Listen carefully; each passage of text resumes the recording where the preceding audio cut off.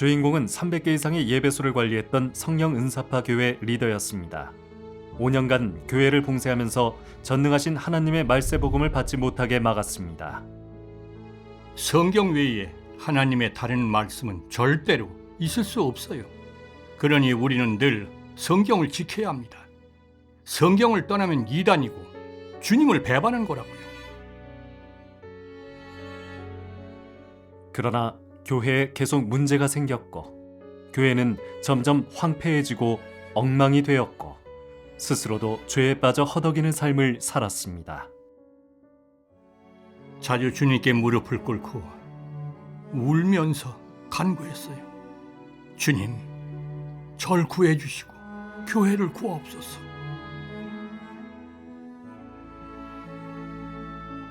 한 번은 말씀을 들으러 갔다가 교회가 황폐해진 원인을 깨닫고 그동안의 답답함이 해소됐는데 상대가 전능하신 하느님 교회의 사람이라는 것을 알게 됩니다. 더 못 있겠어서 그냥 확 일어나 버렸어요.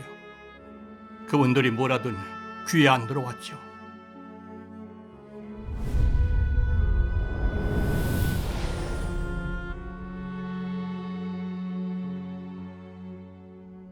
그래도 교회가 황폐해진 원인을 알고 나서 마음은 많이 밝아지셨겠네요?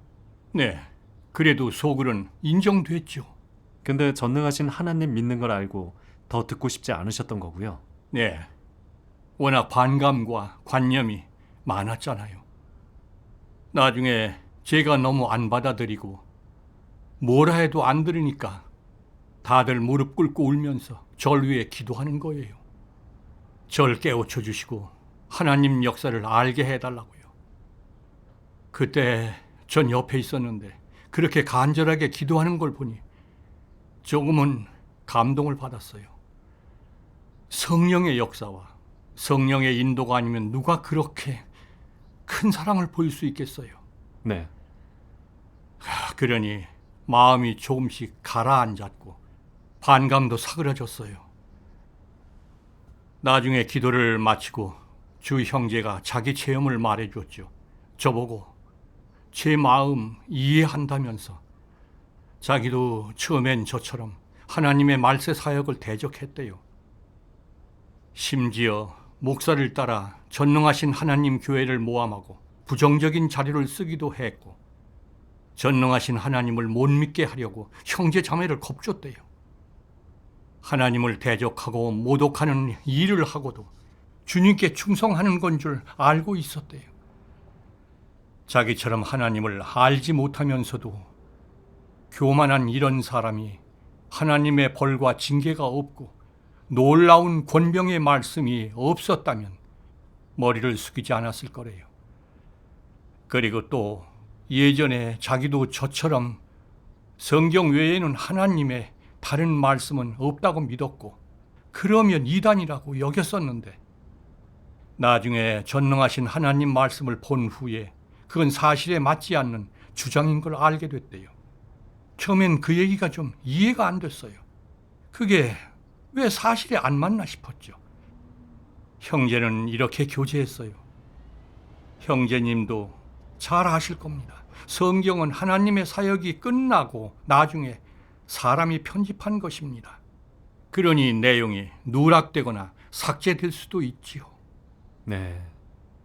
선지자가 전했던 하나님 말씀 중의 일부도 구약 성경에 다 수록되진 않았어요. 오히려 외경에 수록됐는데 에스라의 예언서 같은 경우죠. 그리고 은혜 시대에 주님이 하신 말씀과 사역도 신약에 다 기록되지 않았어요. 주님이 공생의 3년 반 동안 얼마나 많은 가르침을 주시고 말씀을 하셨겠어요. 근데 신약 사복음서에 기록된 주님이 하신 말씀은 다 합쳐도 주께서 몇 시간이면 다 하셨을 양입니다. 그 양을 3년 반 동안 말씀하신 양과 비교한다면 너무 차이가 크죠. 그렇죠.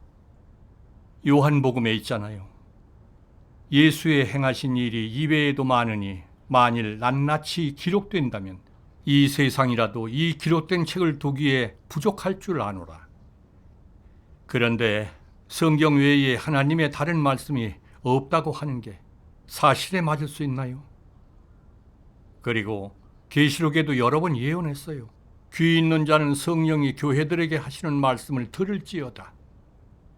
이처럼 주님이 말세에 오시면 교회들에게 말씀을 하시는데 주께서 말세에 하실 말씀이 미리 성경에 기록될 수 있나요?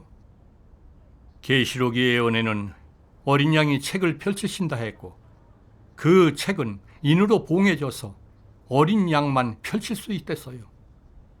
근데 그 내용이 미리 성경에 기록될 수 있겠어요? 없잖아요. 그럼 성경 외에 하나님의 다른 말씀은 없다는 게 과연 말이 되는 걸까요? 그건 하나님 말씀을 부인하는 게 아닌가요? 그렇죠. 그럼 교재를 들었을 때 어떤 생각이 드셨어요? 에휴, 그때는 정말 탄복했어요. 그게 맞아요. 계시록엔 분명 어린 양이 7인을 떼고 책을 펼친댔는데 말세에 있을 일들이죠. 그 구체적인 내용이 미리 기록될 수는 없잖아요. 정말 성경 외에는 하나님의 다른 말씀이 없다고 한 건 잘못됐더라고요. 네. 얘기하셨던 것 같은데 교인들한테 동방번개를 알아보지 말라고 하실 때 벌써 이런 내용을 얘기하신 분들이 있었다고 했죠? 네, 했지요.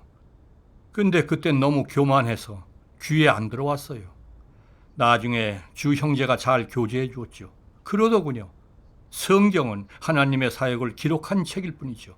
구약이나 신약이나 전부 하나님이 사역을 하나 끝내신 후에 사람이 정리하고 편집해서 생긴 거죠. 하나님은 성경에 따라 일하지 않고 성경에 구애받지도 않으세요.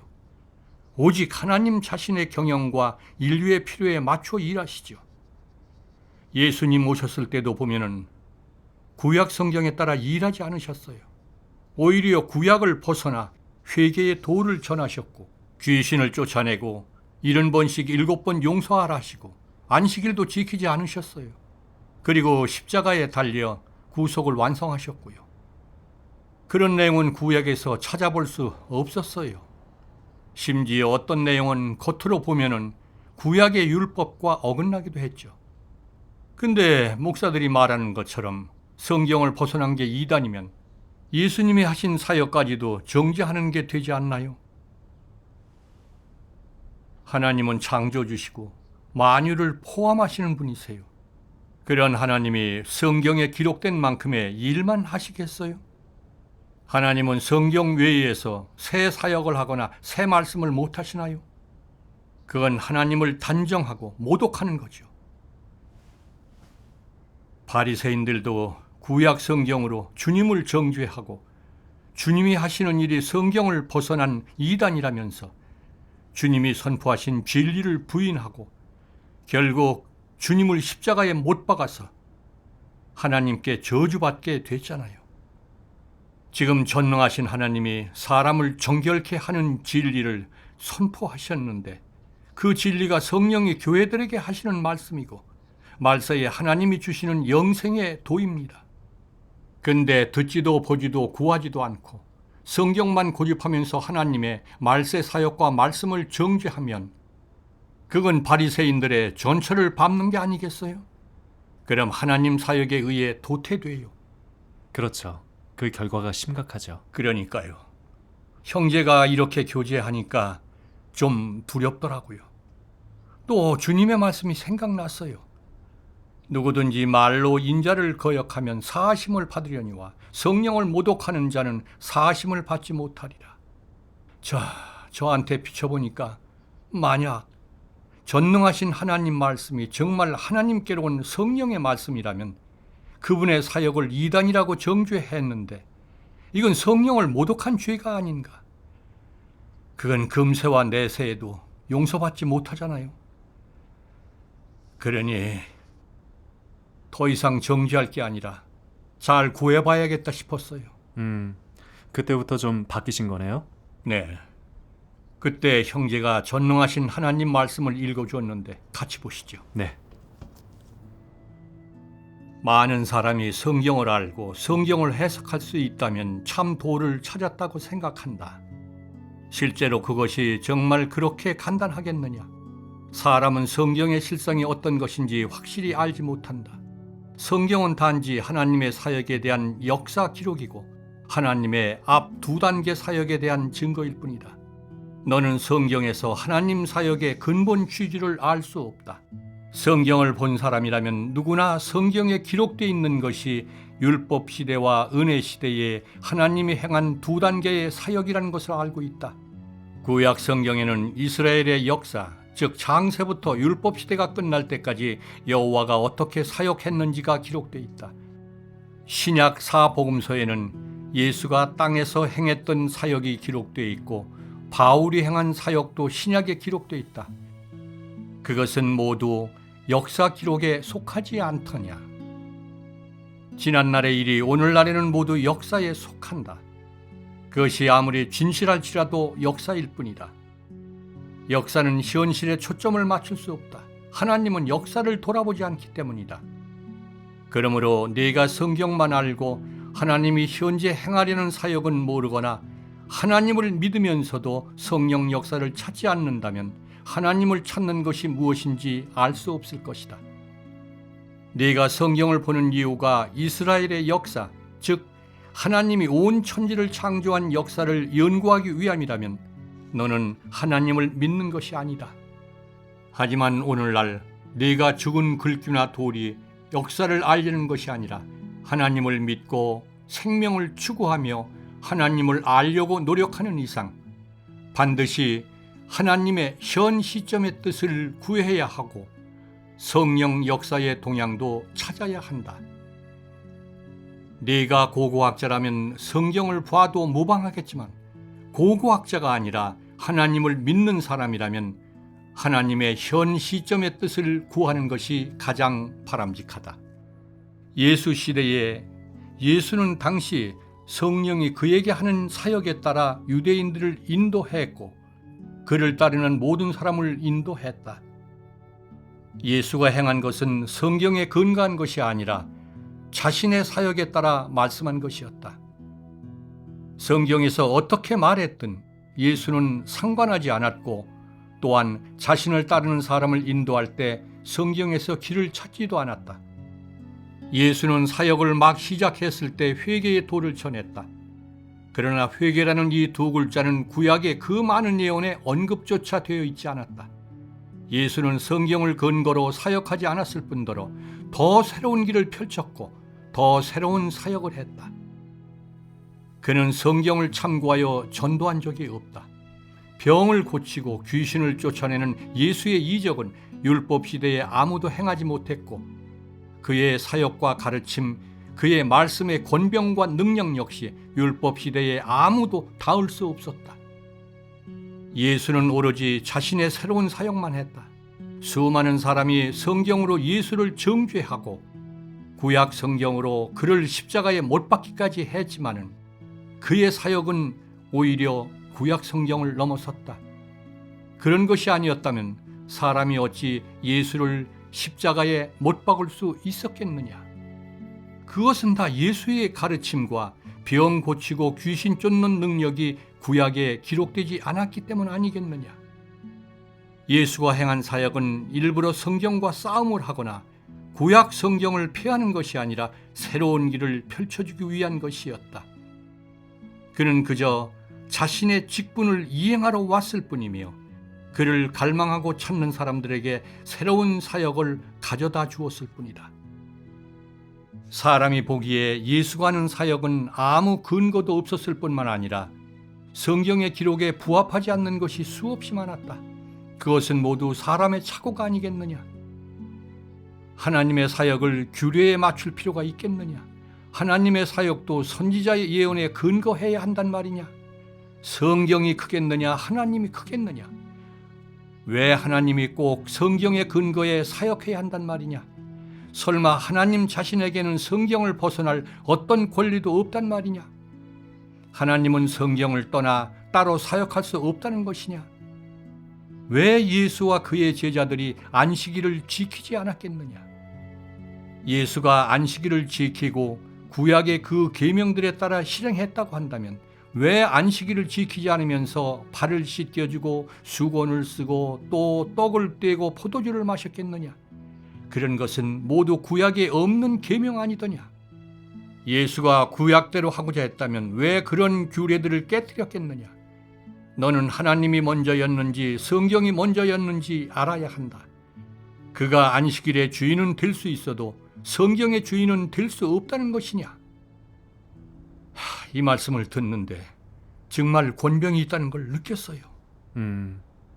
그동안 주님을 믿으면서 국내외 목사들의 설교를 많이 들어봤고 영적 서적도 많이 보았지만 성경의 실상을 이렇게 정확하고 분명하게 밝혀준 사람은 없었거든요. 정말 마음이 환해지는 게 느껴졌어요. 맞죠? 성경은 하나님 사역을 기록한 책이거든요. 하나님의 사역이 먼저 있고 성경은 나중이죠.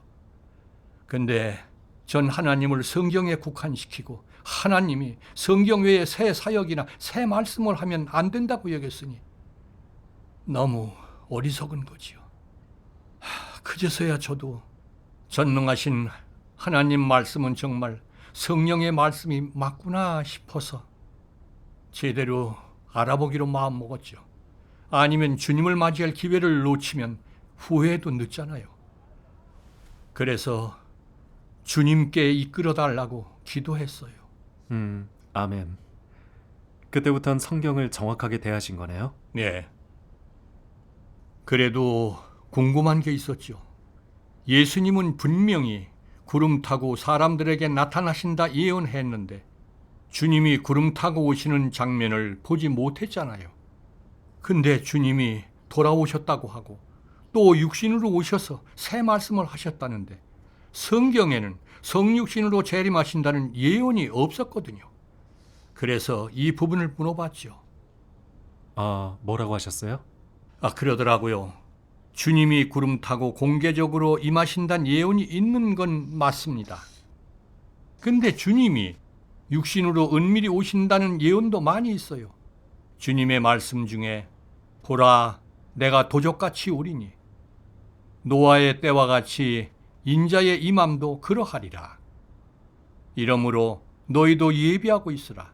생각지 않은 때에 인자가 오리라. 번개가 하늘 아래 이편에서 번뜩하여 하늘 아래 저편까지 비침같이 인자도 자기 날에 그러하리라. 그러나 그가 먼저 많은 고난을 받으며 이 세대에게 버림받아야 할지니라. 이런 구절에 보면 인자가 임한다, 인자가 온다 했는데 인자란 사람에게서 태어난 피와 살이 있는 정상 인성을 가진 사람이죠. 영체가 구름 타고 오셔서 나타나시면 사람들은 모두 겁을 먹고 땅에 엎드려 경배하지 누가 대적하고 져버리겠어요. 그럼 재림 때 고난을 받고 이 세대에 버림받겠어요? 못하죠. 그래서 주님의 예언에 따라 재림은 두 방식으로 나뉩니다. 먼저 육신을 입고 인자로 은밀히 오셔서 진리를 선포해 하나님 집에서 심판을 시작해서 환난 전에 이기는 자들을 만드시는 거죠. 그리고 대환난 후에야 구름 타고 공개적으로 나타나시는 겁니다. 근데 우리가 구름 타고 오시는 주님만 기다리면서 육신으로 은밀히 오셔서 하신 말씀과 사역을 거부하면 버림받게 되는 거지요. 교제를 듣고 정신이 번쩍 들었죠. 그제서야 인자는 하나님의 성육신을 말하는 걸 알았죠. 그동안 저도 이 구절로 설교를 많이 했거든요. 주께서 도적처럼 오신다 했으니 항상 깨어서 기다려야 한다고 그랬었죠. 근데 주님의 은밀한 강림을 뜻하는 부분은 깨닫지 못했어요. 네, 그 구절을 새롭게 아셨겠네요. 그렇죠. 그제서야 좀 깨달았어요. 제가 성경을 많이 보았지만 문자적 의미만 가지고 설교했지 예언이 말하는 진짜 의미는 알지 못했던 거예요. 그리고 다른 문제도 물어봤어요. 주님이 십자가에서 대속 제물이 되심으로 우리 죄를 담당하셨고 우린 주님을 믿어 죄사함 받았으니 주님 오실 때 들림받으면 되는 건데 왜 말세에 구원 사역을 한 번 더 하시냐고요.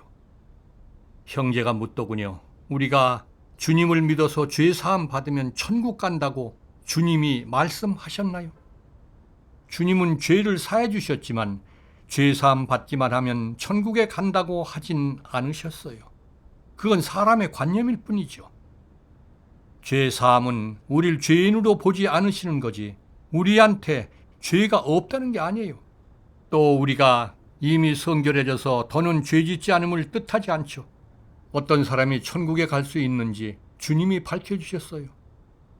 나더러 주여 주여 하는 자마다 천국에 다 들어갈 것이 아니요 다만 하늘에 계신 내 아버지의 뜻대로 행하는 자라야 들어가리라. 그날에 많은 사람이 나더러 이르되 주여 주여 우리가 주의 이름으로 선지자 노릇하며 귀신을 쫓아내며 많은 권능을 행치 아니하였나이까 하리니 그때에 내가 저희에게 밝히 말하되 내가 너희를 도무지 알지 못하니 불법을 행하는 자들아 내게서 떠나가라 하리라. 주님의 이름으로 선지자 노릇하고 귀신을 쫓은 자들도 죄사함을 받은 자들이잖아요. 근데 왜 주님은 모른다 하시고 불법을 행한다고 정죄하셨을까요? 주님의 이 말씀은 죄 속에서 사는 사람이라면 아무리 주의 이름으로 일하고 헌신을 했어도 결국엔 정죄받게 되고 천국 갈 자격이 없다는 겁니다. 그렇죠. 여기에 대해서도 전능하신 하나님 말씀을 읽어주었어요. 너희처럼 이제 막 속량되어 변화의 과정과 하나님에 의해 온전케 되는 과정을 거치지 않은 죄인들이 하나님의 마음에 합할 수 있겠느냐? 지금의 너같이 고루한 사람을 예수가 구원해 온 것은 사실이다. 네가 죄에 속하지 않은 것은 하나님의 구원 덕분이다. 하지만 그렇다고 해서 네게 죄와 더러움이 없다는 뜻은 아니다. 네가 변화의 과정을 거치지 않고 어떻게 성결해질 수 있겠느냐? 내 안에는 여전히 더러움이 가득하며 또한 이기적이고 비열하다. 그러면서도 예수의 강림에 함께 하기를 원하니 그런 꿈 같은 일이 있겠느냐? 하나님에 대한 너의 믿음에는 한 단계의 과정이 빠졌다. 너는 그저 속량되었을 뿐 변화의 과정은 거치지 않았다. 하나님의 마음에 합하려면 하나님이 친히 사역하여 너를 변화시키고 정결케 해야 한다. 그러지 않으면 너는 속량만 될 뿐 성결해질 수는 없다.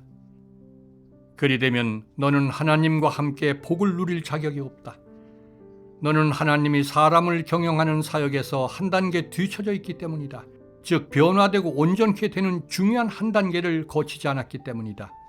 그러므로 이제 막 속량된 너 같은 죄인은 하나님의 유업을 곧바로 이어받을 수 없다. 예수는 사람들 가운데 와서 수많은 사역을 했다. 그러나 그는 전 인류를 구속하는 사역을 완성하고 사람의 속죄 제물이 되었을 뿐 사람의 폐괴 성품을 다 벗기지는 않았다. 사람을 사탄의 권세 아래에서 완전히 구원하려면 예수가 속죄 제물이 되어 사람의 죄를 담당해야 할 뿐만 아니라 하나님이 더 큰 사역을 하여 사탄에 의해 폐괴된 사람의 성품을 완전히 벗겨야 한다. 그래서 하나님은 사람이 죄 사함을 받은 후 다시 성육신하여 사람을 새 시대로 인도하고 형벌과 심판의 사역을 시작했다. 이 사역은 인류를 더 높은 경지로 인도했다. 그의 권세에 순종하는 사람은 모두 더 높은 진리를 누리고 더 큰 축복을 얻고 진정으로 빛 속에서 살며 진리와 길, 생명을 얻게 될 것이다. 사람이 속량받기 전에 이미 사탄의 많은 독소가 사람 안에 심어져 있었다. 사람은 수천 년 동안 사탄에 의해 폐괴되었고 내면에 하나님을 대적하는 본성이 자리 잡게 됐다. 그러므로 구속받은 것은 그저 속량받은 것에 불과하다. 즉 비싼 값을 치르고 사람을 사온 것이다. 하지만 사람 내면에 있는 독성은 제거되지 않았다. 이렇게 더러운 사람은 변화되는 과정을 거쳐야만 하나님을 섬길 자격을 가질 수 있다. 심판하고 형벌하는 이번 단계의 사역으로 사람은 자기 안에 있는 더럽고 폐괴된 본질을 완전히 깨닫게 될 뿐만 아니라 완전히 변화되어 정결한 사람이 될 수 있다. 그래야만 비로소 하나님의 보좌 앞으로 돌아올 자격이 주어진다.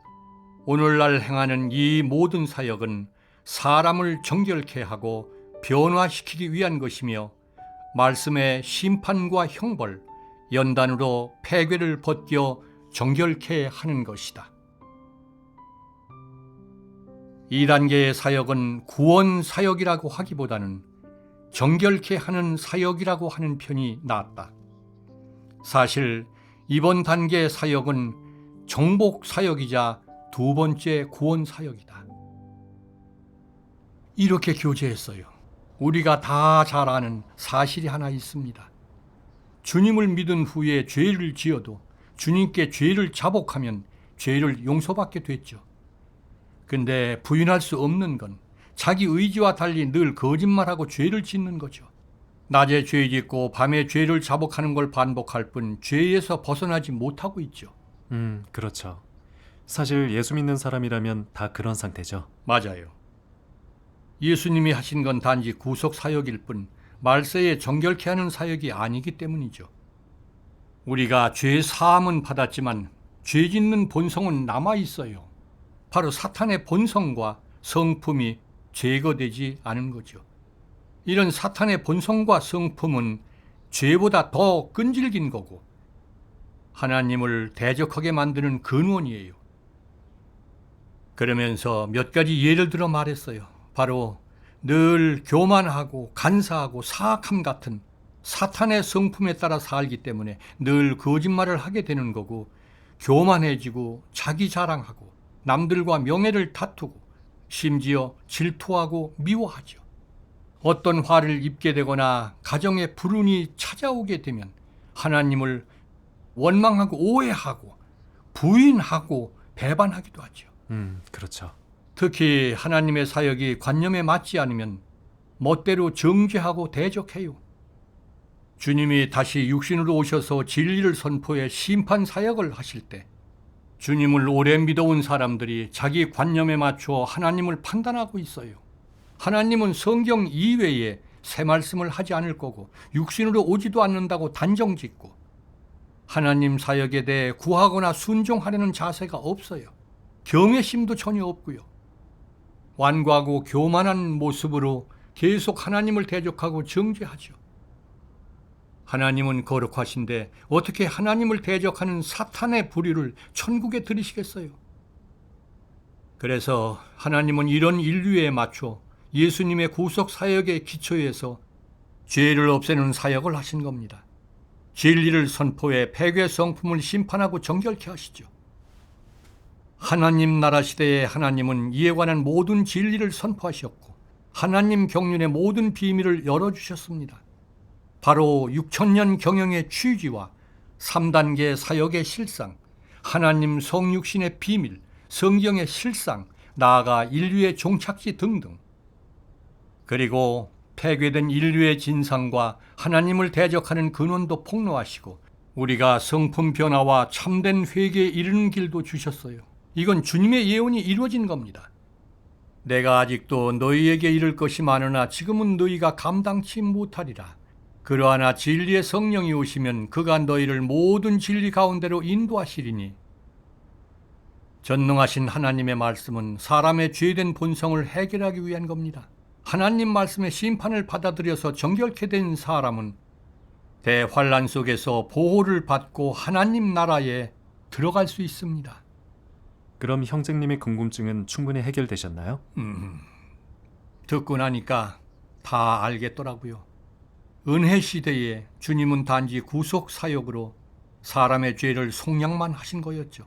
마지막 하나님 나라 시대에 전능하신 하나님이 진리로 심판하시는 사역이 죄성을 해결하는 사역이고 사람을 죄에서 완전히 정결케 하는 사역이죠. 주님을 오래 믿어왔지만 죄에서 벗어나진 못했거든요. 특히 근년에 들어 저도 타락하다 못해 이방인처럼 살았어요. TV도 보고 영화 보고 마자까지 배워서 무의미하게 살고 죄에 빠져 허덕이고 있었죠. 전 정말 하나님의 나라에 갈 자격이 없더라고요. 자기와 연관 짓게 될 때 많이 느끼고 반성하게 되죠. 네. 돌아보면 죄 속에 사는 게 고통스러웠어요. 어떻게 벗어나야 할지도 몰랐는데 이제 보니 하나님의 말세 심판 사역을 받아들여야 죄에서 벗어나고 정결함 받고 구원받아요. 생각해보니 전능하신 하나님은 사람이 죄를 자복하고 또 죄 짓는 근원을 다 말씀하셨고 하나님 사역의 실상도 다 밝혀주셨고 정결해져 천국에 가는 길도 다 알려주셨는데 하나님만이 자신의 일을 그렇게 잘 말씀하실 수 있고 사람을 죄의 사슬에서 구원하실 수 있잖아요. 그제서야 전능하신 하나님의 말씀이 하나님의 음성이고 진리란 확신이 들었어요. 아멘. 그 뒤로는 매일 갈급한 마음으로 하나님 말씀을 보았는데 바로 전능하신 하나님이 재림 예수라고 확신하게 됐어요. 주님을 맞이하시고 가슴이 막 벅차오르지 않았어요? 예, 그랬죠. 근데 후회도 밀려왔죠. 그동안 제가 그렇게 대적한 전능하신 하나님이 바로 제가 애타게 기다려왔던 재림주이실 줄은 꿈에도 생각 못했어요. 정죄했던 말씀이 육신으로 나타남이 하나님의 말씀인 거예요. 왜 이제야 눈 떴나 싶고 어리석고 눈먼 제가 미웠어요. 말씀이 육신으로 나타남을 안고 펑펑 울었죠. 이런 식으로 주님을 맞이할 줄은 몰랐기 때문 아니에요? 맞아요. 몰랐어요. 제가 증오스러웠어요. 주님을 알지 못하고 교만하고 거역하고 상상대로 주님을 판단하면서 성육신으로 오심을 믿지 않았잖아요. 게다가 이 사역을 알아보지 못하게 하나님을 모독하는 자료로 교인들을 미혹했거든요. 제가 행한 일을 보면 저주받아 마땅해요. 근데 하나님은 과오대로 대하지 않고 긍휼을 베풀어 하나님의 음성을 듣고 말세 구원을 받게 하셨어요. 너무나 큰 사랑이죠. 네. 그때부터 형제 자매들과 같이 예배 드리고 찬양도 하고 하나님 말씀으로 교제도 했는데 그런 교회 생활로 성령의 역사를 얻었을 때의 그 기쁨을 되찾았고 주님이 함께 하실 때 얻는 평안을 누리게 됐어요. 그리고 한 번은 하나님 말씀 낭송을 들었는데 정말 크게 와닿았어요. 이번에 온 하나님은 영체가 아닌 아주 평범한 몸으로 사역한다. 그 몸은 하나님이 두 번째로 성육신한 몸이며 또한 하나님이 다시 육신을 입고 돌아온 몸이고 아주 평범한 육신이다. 너는 그에게서 남다른 점을 찾을 수 없으나 지금까지 들어본 적이 없었던 진리를 얻을 수 있다. 이 보잘것없는 육신은 하나님이 하는 모든 진리의 말씀의 화신이고 하나님이 하는 말세 사역의 담당자이며 또한 사람들에게 하나님의 모든 성품을 나타내 알게 하는 존재다. 너는 하늘의 하나님이 몹시 보고 싶지 않았더냐? 너는 하늘의 하나님을 몹시 알고 싶지 않았더냐? 너는 인류의 종착지를 몹시 보고 싶지 않았더냐? 그는 지금껏 아무도 알려주지 못했던 이 모든 비밀을 너에게 알려줄 것이고 또한 내가 깨닫지 못한 진리도 알려줄 것이다. 그는 너를 하나님 나라로 들어가게 하는 대문이자 너를 새 시대로 이끄는 인도자다. 이런 평범한 육신에 사람이 헤아릴 수 없는 비밀이 많이 깃들어 있다. 그의 행사는 내가 분명하게 측량할 수 없지만 그가 행하는 사역의 모든 목표를 통해 너는 그가 사람들이 생각하는 평범한 육신이 아님을 충분히 알 수 있을 것이다. 그는 하나님의 말세의 뜻을 대변하고 말세의 인류에 대한 하나님의 염려를 대변하기 때문이다. 너는 천지를 진동하는 듯한 그의 말씀을 들을 수 없고 불꽃 같은 그의 두 눈을 볼 수 없으며 그의 철장의 다스림을 받을 수는 없다. 하지만 너는 그의 말씀에서 하나님의 분노를 들을 수 있고 하나님이 인류를 긍휼히 여기고 있음도 알 수 있으며 하나님의 공의로운 성품과 하나님의 지혜도 엿볼 수 있다. 그뿐만 아니라 온 인류를 염려하는 하나님의 마음도 깨달을 수 있다. 하나님은 말세 사역을 통해 땅에서 사람들에게 하늘의 하나님이 사람들 가운데서 생활하고 있음을 보여주고 사람들이 하나님을 알고 하나님께 순종하고 하나님을 경외하고 사랑할 수 있게 한다. 그래서 그가 다시 육신으로 돌아오게 된 것이다. 오늘날 사람들이 보게 되는 것은 사람과 다름없는 하나님, 눈과 코가 달린 하나님, 아주 보잘것없어 보이는 하나님이다. 하지만 최종적으로 하나님은 너희에게 이 사람이 존재하지 않으면 천지가 크게 변하고 이 사람이 존재하지 않으면 하늘이 어두워지고 땅이 혼돈에 빠지며 인류가 기근과 전염병 속에서 살게 될 것임을 보게 할 것이다. 또 말세에 성육신한 하나님이 너희를 구원하러 오지 않았다면 하나님은 진작에 모든 사람을 지옥에 멸했을 것이고 이 육신이 존재하지 않는다면 너희는 영원한 죄수이자 영원한 시체임을 보게 할 것이다. 너희는 다음과 같은 것을 알아야 한다. 이 육신이 존재하지 않으면 온 인류는 큰 재난을 피하기 어렵고 말세에 하나님이 인류에게 내리는 더 무거운 징벌을 피하기 어렵다는 것을 말이다. 또한 이 평범한 육신이 강생하지 않았다면 너희는 너희 뜻대로 살거나 죽을 수 없고 이 육신이 존재하지 않는다면 오늘날 너희는 진리를 얻어 하나님의 보좌 앞으로 올 수도 없을 뿐만 아니라 오히려 무거운 죄로 인해 하나님의 징벌을 받았을 것이라는 사실을 말이다.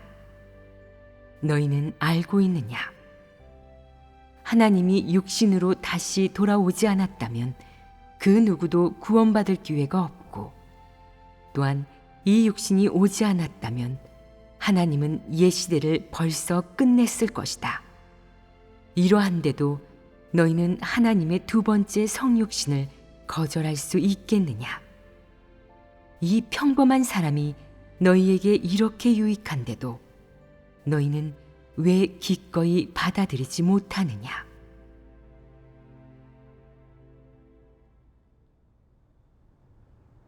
이 말씀 중에 이 평범한 육신이 강생하지 않았다면 너희는 너희 뜻대로 살거나 죽을 수 없고 이 육신이 존재하지 않는다면 오늘날 너희는 진리를 얻어 하나님의 보좌 앞으로 올 수도 없을 뿐만 아니라 오히려 무거운 죄로 인해 하나님의 징벌을 받았을 것이다. 이 부분이 크게 와닿았어요. 주님의 동행이 없던 날을 생각하면 교회는 황량하고 교인들 믿음도 식어버리고 교역자는 설계할 게 없고 서로 질투하고 싸우고 모두가 죄에서 빠져나오지 못하고 사는 게 산송장과 전혀 다를 게 없었지요. 전능하신 하나님 말씀으로 전 살아났고 하나님이 함께 하실 때의 기쁨을 다시 느끼게 됐고 하나님의 사역도 조금이나마 알게 됐어요. 하나님이 육신으로 오셔서 말씀을 선포해 성경의 비밀과 성육신의 비밀을 알려주지 않으셨다면 전 계속 제 관념과 상상을 고집하면서 어쩌면 하나님을 대적하는 악행을 수없이 저질렀을 거예요. 성육신 하나님은 우리에게 너무 중요해요. 그렇죠. 그때 정말 만감이 교차하셨겠네요. 예. 사실 오래전에 주님이 오셔서 새 사역하신다고 듣긴 했지만 전 계속 제 상상관념만 고집하면서 찾고 구하지 않았어요. 5년 동안 많은 형제 자매가 저한테 잘 알아보라고 했지만 전 전혀 듣지 않았어요. 알아보기는커녕 대적하고 정죄하고 형제 자매를 미혹하고 방해하면서 주님을 맞이하지 못하게 했지요.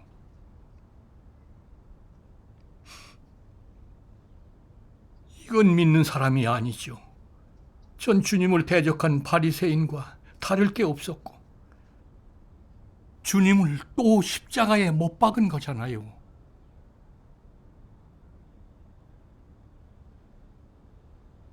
주님을 오래 믿어오며 정말 많은 은혜를 누렸지만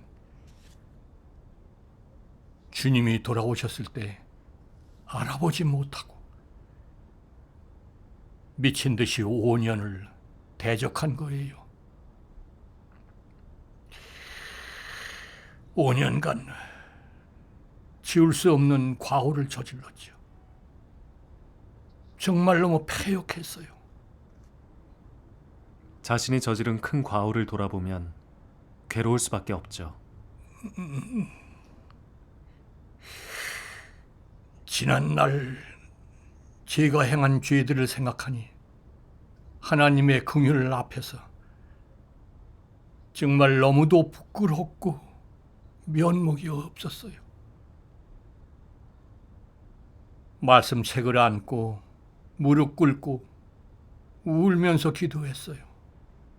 하나님, 전능하신 하나님, 이렇게 대적하고 거역했는데 저를 치지 않으시고 회개할 기회를 주시니 이 긍휼에 어떻게 보답해야 할지 모르겠습니다.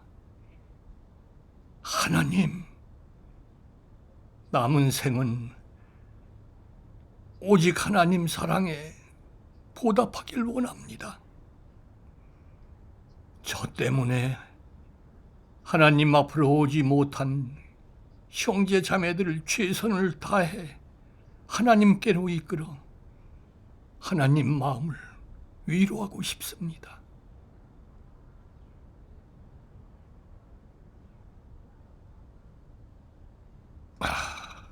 지금까지도 하나님을 대적한 행동을 생각하면 찌를 듯이 가슴이 아파요. 특히 이 말씀을 볼 때면 그래요. 대예배당에서 성경을 읽는 자들은 하루 종일 성경을 외우지만 하나님 사역의 근본 취지를 깨닫거나 하나님을 아는 자는 단 한 명도 없다. 하나님과 마음이 합한 자는 더더욱 없다. 그들은 모두 쓸모없는 소인배이고 높은 곳에서 하나님을 가르치는 자들이다. 그들은 하나님을 내세워 고의로 하나님을 대적하는 자들이고 하나님을 믿는다는 명목하에 사람의 살과 피를 먹고 마시는 자들이다. 그런 자들은 사람의 영혼을 삼키는 악마이며 올바른 길을 가지 못하도록 고의로 방해하는 마왕이자 하나님을 찾는 사람들의 걸림돌이다. 그들이 건장하고 튼튼할지라도 그들을 따르는 자들이 어찌 그들이 하나님을 대적하는 길로 이끄는 적그리스도임을 알겠느냐? 어찌 그들이 전적으로 사람 영혼을 삼키는 산 귀신임을 알겠느냐?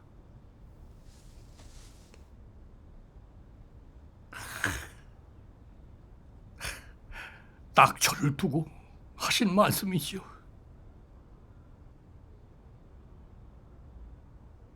전 형제 자매들을 성경의 글귀와 관념으로 이끌었지 주님 앞으로 이끌지 못했죠. 제가 성경을 높이고 하나님 사역을 대적하니 저한테 미혹된 사람들도 성경의 글귀만 지키면서 말세 사역을 받아들이지 못했어요.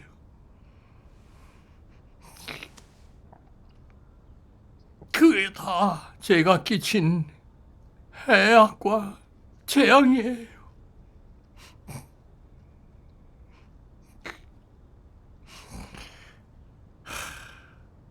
바리새인들이 구약만 고집하면서 주님을 십자가에 못 박아 씻을 수 없는 죄를 지었는데 오늘날 저도 성경으로 전능하신 하나님 사역을 정죄하면서 또다시 하나님을 십자가에 못 박았으니 전 정말 현대판 바리새인의 역할을 한 거예요. 100번 죽어도 이 죄를 다 씻지 못할 거예요. 영원한 고통이겠네요.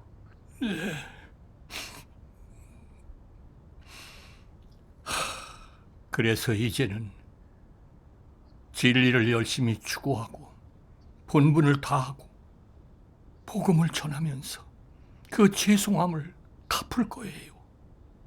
아멘. 아멘.